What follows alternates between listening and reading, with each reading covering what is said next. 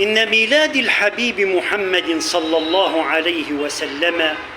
يوقف الخلق عامة والمؤمنين به خاصة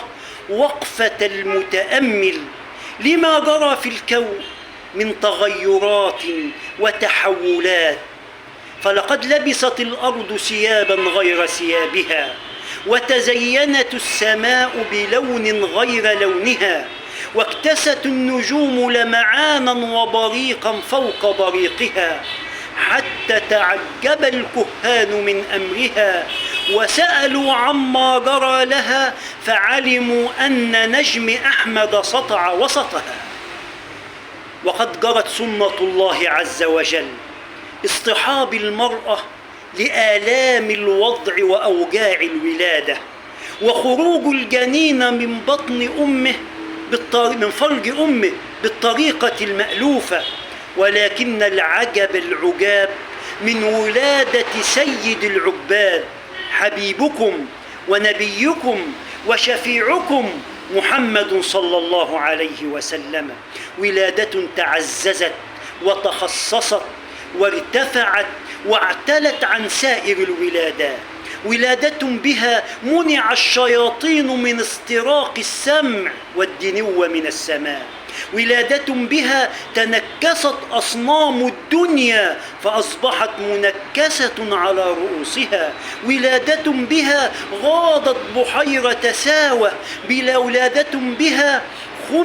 أخمدت نار فارس وعليها سدنة يخدمونها ولها من تأجيجها 1000 عام، ولادة من أجلها اهتز قصر كسرى وسقطت منه 14 شرفة من شرفاته، ولادة اهتز الكون كله من أجلها وتغير بسببها، ولادة بها سطع نور من الأرض حتى أضاء السماء، ولادة من أجلها نزلت ملائكة من السماء يقودهم جبريل حتى التفت بدار آمنة، ولادة لم تسبب تعبا ولا ألما ولا وحما لآمنة بنت وهب، إنها ولادة أشرف موجود وأعظم مولود وأكرم شافع للوجود حبيبكم ونبيكم محمد. وأطل ميلاد الحبيب محمد فأتت تهنئ أمه العذراء، لم تدر آمنة الوحام بحمله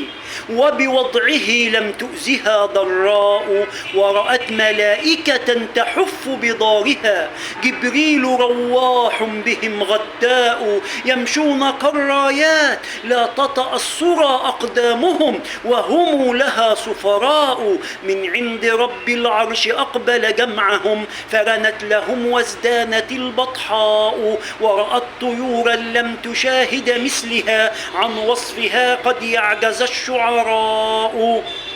وانهدم إيوان لكسرى فجأة والروم هدت صرحها الهوجاء، وتنكست أعلام كسرى وارتمت، وكذا البحيرة غيض عنها الماء، وانهدم في البيت الحرام هياكل للشرك وهي حجارة صماء، وتهامس الكهان في وجل وطاف على الوجوه حياء.